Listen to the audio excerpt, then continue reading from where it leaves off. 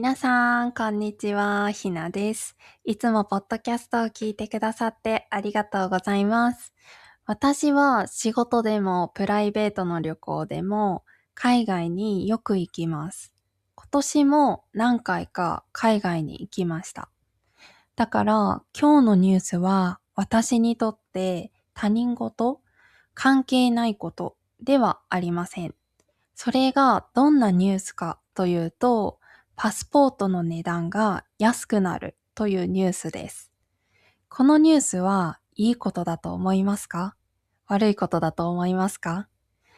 安くなると聞くといいニュースに聞こえますよね。でも、詳しく調べてみると少し違う見方もできます。それはどういうことなのか、今日は話していこうと思います。ニュースの説明もしながら、私の意見についても話そうと思います。ぜひ最後まで聞いてみてください。まず、ニュースの詳細、詳しいことを簡単に説明します。2026年7月から2つのことが変わりました。1つ目は、パスポートの取得手数料。パスポートを作るお金ですね。それが安くなったことです。例えば、10年用のパスポートをオンラインで申請する場合、今まで15,900円必要だったんですが、8,900円になりました。44% も安くなったんです。二つ目は出国税が上がることです。出国税というのは、日本から飛行機や船で出るときに、チケット代と一緒に払うお金です。1回1000円が7月からは3000円になりました。つまり、パスポートを作るお金は安くなったけど、日本を出るたびに払うお金は高くなったということですね。正直、パスポートが安くなるのはすごくありがたいです。海外に行くのに絶対に必要になるものだし、16,000円という金額は安いものではないので、安くなってすごく嬉しかったです。現在、日本人がパスポートを持っている割合はとても低いです。2025年12月に日本人のパスポート保有率、パスポートを持っている人ですね。日本人の約 18% でした。他の先進国はだいたい5割くらい持っているそうなので、日本はかなり低いですよね。なぜだと思いますか？私はその理由がなんとなくわかる気がします。日本には運転免許証やマイナンバーカードなど身分証明書、その人がどんな人なのか証明するものが他にもたくさんあります。だから海外に行かないならパスポートはいらないと考える人が多いんだと思います。今回パスポートの値段を下げる理由として政府はこう説明しています。観光立国の推進や国民の国際交流、国際理解の増進につながることを期待している。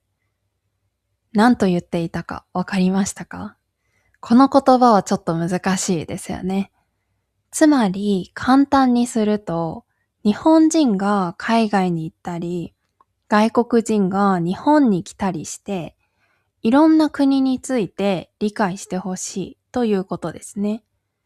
パスポートが安くなれば、その分海外旅行のハードルが低くなるので、海外に行く人が増えるだろうという考えですね。でも私は一つ疑問に思うことがあります。パスポートが安くなるのは日本国民にとって嬉しいことです。でも、出国税は日本人だけじゃなくて、外国から日本に来た人たちにも関係があります。日本から出るときは、外国人観光客も同じようにこの税金を払わなければなりません。それに、パスポートは10年に1回しか払わないお金ですが、出国税は海外へ行くたびに払うお金です。旅行によく行く人ほど負担は大きくなります。だから出国税を高くしたら日本人の国際交流を増やすという目的は本当に達成できるのでしょうか？私は少し疑問に思いました。正直これは私にとっていいことではないと思いました。仕事でも旅行でも頻繁に海外へ行く私にとって1回1000円だった出国税が3000円になるのは行くたびに負担が増えるということです。2000円ですが何回も行けば4000円、6000円、8000円とだんだん高くなります。でもちょっと視点を変えてみる。考え方を変えてみます。今、日本は円安ですよね。だから外国から日本に来る人がとても多いです。円安のおかげで外国人観光客にとっては日本での買い物やホテルの宿泊がまだまだ安く感じられます。そう考えると出国税が1000円から3000円に上がっても円安で得をしている分を考えれば、高いと考える人はあまり多くないのかもしれません。パスポートが安くなって出国税は高くなる。結局お金がかかるなら同じじゃないと思う人もいるかもしれません。しかし今、円安で外国人の観光客が増えていることを考えると、意外とバランスが取れているのかもしれませんね。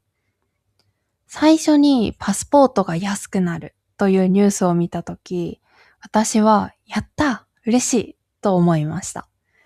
でも、詳しく調べてみると、出国税も上がることが分かりました。最近は時間がなくて、短いニュースだけを見ることも多いんですよね。